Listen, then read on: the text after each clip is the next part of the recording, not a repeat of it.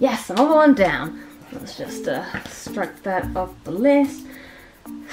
Still a lot more to go. Oh, hey, oh, this is a little awkward. I know I'm supposed to be filming a trophy video today. It's been a while. I am going to get to it. I'm just in the middle of something. It's like this trophy. I just need the last one. It's a bit of a grind, but I'm sure it won't be that long. I mean, I've already mostly through the list. If you just hang on there, I'll be with you in a sec. I'm sure. Like I said, it shouldn't take too long. Just gotta get a few hundred more of these question marks.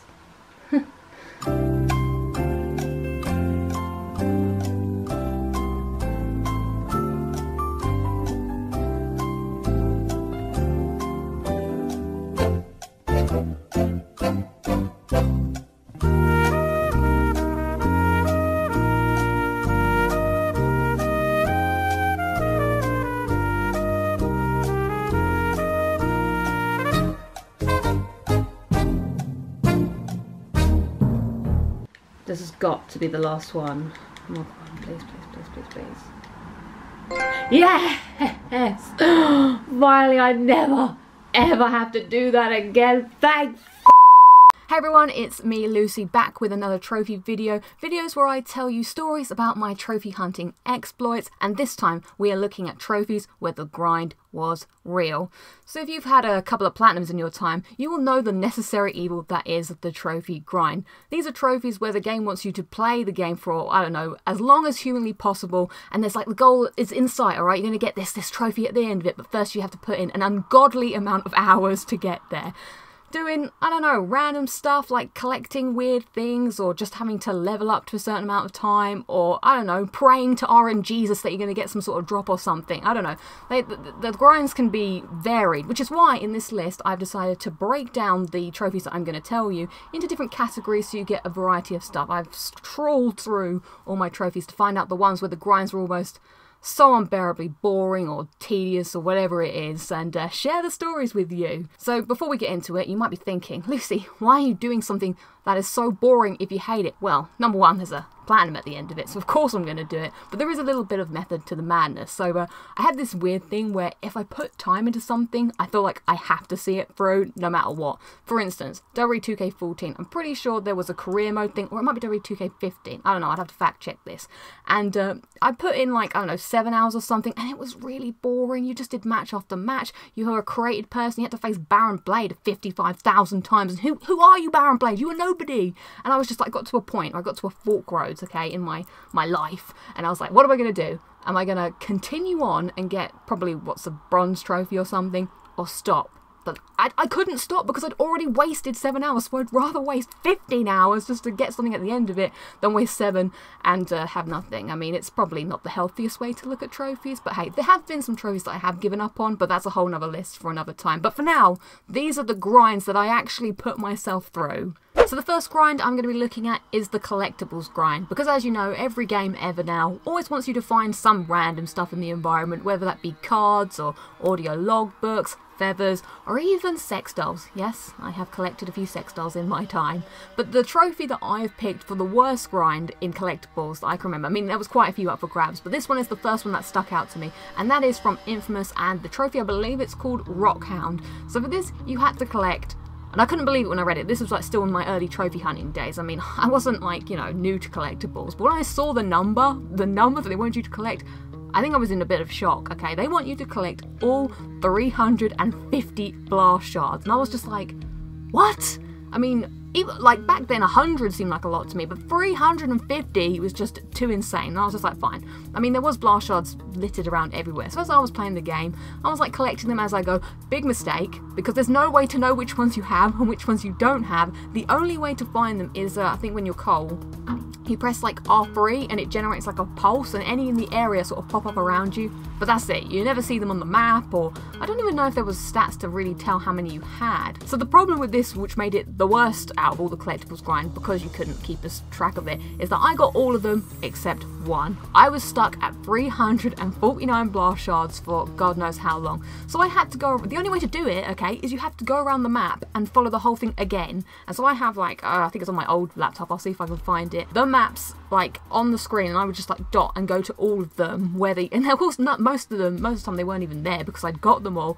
And it was so boring, and it was so tedious, and I was very close to giving up. I remember Googling, like, how do I find the last one? And there is really no way. I mean, I think a few people wrote down, like, oh, you might be missing this one here or there, but I was never missing the ones that people said I would be missing, and it became a whole thing, and I just hated it. And when I got that last blast shard, I was like, thank God. Next up, we have the good old multiplayer grind. These are the grinds where the game will ask you to play their multiplayer up until a certain level, whether it be max level, maybe half level, which is always like, I appreciate if you're going to make me play the game, then I'll do. I'm more likely to do it if it's half the level, but max level, GTA 5, I'm not going to do it unless I enjoy it. Most of the grinds that I thought about for this one came from the PS3 times, where every game, left, right and centre, they'd try and shoehorn a multiplayer in there if they could, and the game I picked today is a prime example of a game that does not need a multiplayer, but they stuck it in there anyway, and it was awful, no one played it, it was dead, so the way I had to get to the top level was this arbitrary workaround. Alright, the suspense is probably killing you, I can imagine. So the game I've picked is Tomb Raider from PS3.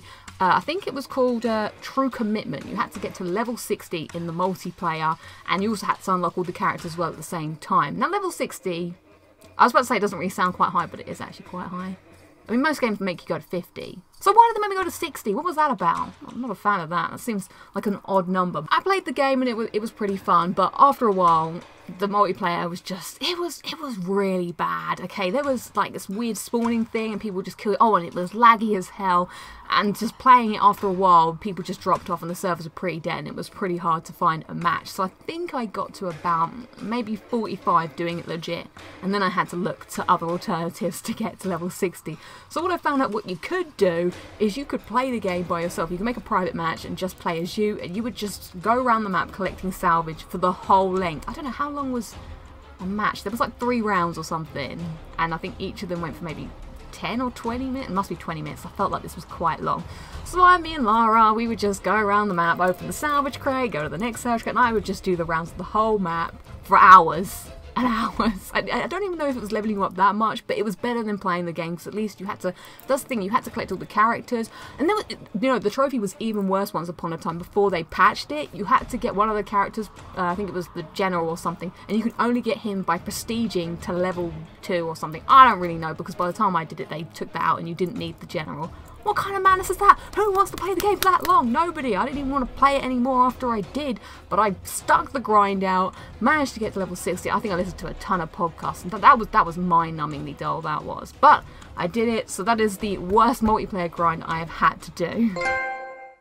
Up next is what I like to call the skill grind. This is the type of grind where you're going to have to put the work in to get better at whatever the trophy is asking you to do, and depending on your skill level and how good you are at it, it may not even be a grind at all. You might just do it like that and you're just amazing, but not all trophies go that way. Sometimes you have to put the time in and work it out. So these are things like challenge maps, like in the Batman games, or maybe like time trials, like Crash Bandicoot. Stuff like that, where you just need to, like, you know, work at doing something and get good. Oh, like the Titanfall one, where you have to be really good at that assault course. That's a definite skill grind. I've never played the game, so I don't really know much about that. But I know it's pretty tough, and if you do have that trophy, good on ya. But no, the trophy that I've picked for my skill grind is from Sonic the Hedgehog Episode 1. Wait, what is this game even called? It's Sonic 4 Episode 1, and the trophy is called Untouchable. And what you need to do is you need to, at the end of the game, beat Dr. Eggman. I like to call him Dr. Robotnik. Alright, hate me. I feel like he is Dr. Robotnik, but I'll just say Eggman just because it comes to my head quicker. So I'm literally just going back on myself on that. But you have to beat him without getting touched once. And the fight is pretty long because it's all the fights that happen throughout the whole game. I'd say it was about 7-minute fight roughly. The first ones are pretty easy to do, but of course if you know you have to make sure you don't get hit, you're sort of like, you know, panicked and trying to work it out. And the end, I think it's the end, the last stage where he's in his like proper suit, that's where it gets a little bit tougher. So I remember I did this over a weekend, and it literally took me like a whole weekend of just trying and trying. The music started to drive me mad. Probably going to put it in the background of this video just so you can hear the wonderful sounds. And it would just, you just would do it over and over and over again until you died. You start again over and over and over, just trying to learn the patterns and the strategy. And I do remember specifically one time I got to the end of the fight and I hadn't been touched yet, and I was like, oh my god, and I was getting so nervous, and there's a bit where he comes down and he just like goes buff on the floor. I remember thinking, alright, let's see, this is it, the last hit. I screwed up somehow. I don't know how I screwed up, but something happened and I got hit. I was devastated, like literally I was like, no, I'm such a choker when it comes to these things. Like I always get really like, and get really panicked towards the end, and then I always mess up, and I was like, argh! And then that was it. That was like, I've got to do this now. Thankfully I did do it, and it's a trophy I'm very proud of that I managed to achieve it, because it is pretty tough and you do have to put the work in to get it. Unfortunately there was no platinum for that game, so I just did it for the 100%, but it was a gold trophy, so it was kind of worth it. The fourth grind on my list is the accumulative grind. So these are the trophies where normally you have to achieve a certain number of something for the trophy to pop. So like X many kills with a certain weapon. That's basically the whole Uncharted list. It's like 70 kills with the shotgun, 50 kills with the Gatling gun, those type of things. Or getting headshots with a bow and arrow. I remember having to do that with, oh no, the crossbow, that was with The Witcher. So the one I've chosen for this is the highest number I think I've ever had to accumulate to, and that is Dead Rising 2 Zombie Genocide, I believe it's called. Let me look at my notes, because this is where you have to kill, my glasses on, you have to kill 72,000 zombies in one playthrough. Now, it's a pretty high number, and it was mind-numbingly dull, because what you had to do is, first you had to do something beforehand so that you could unlock the SUV, then you started the game again, ran to the SUV, because the whole game's on a timer, alright? I remember showing this in my trophy logbook video. I'll give you a quick blast, but I put all the timings and all the things and how many zombies I had killed so I could keep track of it, because you've got 3 days in game to kill all these zombies before the army show up. So you get in your SUV and you go outside and you just do literally a figure of 8 of all the zombies, round and round and round. I don't know how long it actually took me in actual real life hours, but it was definitely, again, another weekend of just sticking some music on and just going round and round, and then remembering to save sometimes, because that was important, because if you got behind, I think you had to have like a schedule where you had to hit a certain number in order to know that you were on track. It was quite funny watching your daughter turn into a zombie at one point, because you literally just had to ignore the whole game and just kill the zombies. And I literally had 5 minutes left of in-game time when the trophy popped, and I was like, oh, thank God, because it's pretty hard to really... Oh, and your car would blow up sometimes, so you have to make sure you went back, because it wasn't invincible. There was a lot of planning. It was really boring, and I never, ever want to do that again. Grind number 5, and this one I am calling the RNG grind. This is the grind where literally it's out of your control. You need to just hope that you get lucky and get the drop you need. Now I don't come across too many of these because I don't play too many types of games that require RNG, but one of the ones that I do remember, like in Uncharted 3, in the multiplayer, like you would get these random treasure drops, and I really wanted to get all of them. I don't know why I was so obsessed with this, but there was one time where I was just like playing until 3 AM in the morning with these 2 other guys, and we were just doing co-op over and over again, and I had such a bad headache. I couldn't even, like, I was just like, look, I think it was something was happening, alright? There was some sort of thing, now that it's all coming back to me now, there was something where after that day, oh, maybe it was that Naughty Dog had done a thing where they made the trophy drop higher or something, the rate, so that's why I was so like, I have to do it because today's the day. And I was in my bed and I was in so much pain, just going through the motions. The other 2, they were carrying me. Some guy was from Australia, so he was doing fine because, I don't know, time was on his side, but for me, I was just like, oh. I think in the end, I had to give up. I just couldn't take it much longer, and I don't think I got the drop I was looking for, but I do think I managed to get it later on. I got all the trophies, all the treasures for the set that I didn't have the DLC for, and I was stuck on the one that I didn't. That really annoyed me, and I'm still waiting to this day.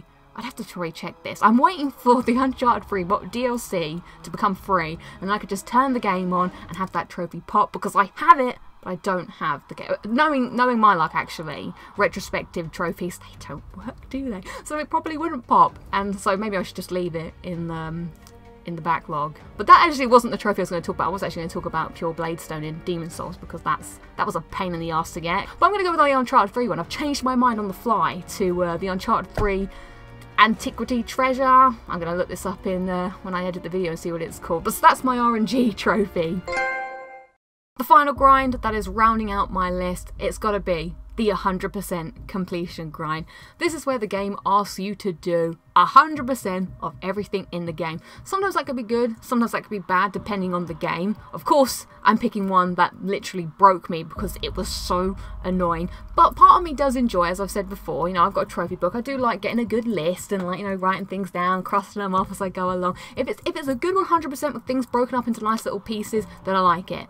But this game, I remember actually just hating it as I was doing it. But like I said before at the beginning of the video, I was so far in, I was seeing light at the end of the tunnel. I mean, the light was quite far in the distance, but I was like, I have to do it because the game just asks you to do the most boring things, and that game is Assassin's Creed 3. Now, I almost picked Assassin's Creed Origins because that did have all that question mark crap that you had to do for ages, and that was annoying. But then I remembered, this was far more annoying, and this was definitely 100% completion. So the trophy in question is aptly named Completionist, and it was very time consuming, and it asks you to do, you literally have to, well, as the trophy is, you have to do everything, but everything was so long. The one that really annoyed me actually was getting the full synchronization, which the Assassin's Creed games would ask you to do back then, which thank God they've stopped asking, because it was just like these really annoying like things that they would want you to play the missions in a certain way. Like, I can't really remember them like right now, but it was more like, I don't know, you have to stab somebody like this rather than like that. Make sure you take the optimal route or something. It was like, oh my god, like trying to do some of them was just so frustrating. That was the other thing that was really annoying. The whole game was really annoying. It put me off Assassin's Creed games until Origins, and then Origins reminded me why I don't want to play Assassin's Creed games anymore. No offense, because I mean, I loved Ezio, I really did. But it was like, even when you like killed an animal as Connor and you walked away, like, Connor doesn't ever kill animals without skinning them, you'll be desynchronized. Oh, give over. Jesus, that was annoying. I just remembered that now. Anyway, back to the trophy. So you had to do the full synchronization, collect everything. When you collected everything, there was some other mission right at the end. The naval missions, I hated those. Literally, I would be so angry. So doing full synchronization on the sailing missions, they were really annoying. And as I said in my trophy guide video, there's just so much rubbish on this. When I did it, I still actually, I have an actual memory of what thing I did, the last thing I did. I don't know why, I think it's just because it scarred me. There was somewhere I had to go to this island thing, and I remember being these 3 wolves, and after I killed these wolves, the trophy popped, and I wasn't even happy. I was relieved. The pain, the torture was over, and I just remember like, thank God, and I took the game out, never ever again. And I never played an Assassin's Creed game, as I said, until Origins, and now Origins is maybe to want to take a break as well. But I heard Odyssey is good, but the grind, I can't with these Ubisoft collectible fun grinds, alright? I'm over it. There's another boring thing that I remember in this game as well. It's like you had this homestead, and you as Connor had to go around and look at all the people doing their jobs, and why? It was so dull. You just had to just stand and watch them, and they'd be like doing whatever it is they do, and they did 3 different states, and it was just like, I don't think that was required for this, but it was required for a different trophy. You had to play all these games and stuff. You literally had to do everything, and it really wasn't necessary. And that's why I've picked this as the worst 100% completion grind that I've ever had to do, and I will never ever do again. So there you have it. That is the list of trophies where the grind was so unbearable that I wouldn't even wish it upon my worst enemy. I mean, some of them were almost a form of torture. Like, I started to go a bit delally towards the end. Why? Well, you know, trophies. So of course, as always, please let me know in the comments what trophies drove you insane. What kind of random stuff did you have to do just to get that sweet platinum at the end? Because as always, I love to hear all the other games that I've never played before. I think that's what I find the most interesting, actually, hearing people pick out trophies from games that I've never touched and being like, oh, I didn't even know about that. So please do, if you have something to share, I would love to see it. And until next time, happy hunting. Luna, how did you find the filming process? It's pretty boring, wasn't it? Yeah. You got bored just watching me. I broke the dog. Oh. And that, ladies and gentlemen, is the power of the grind.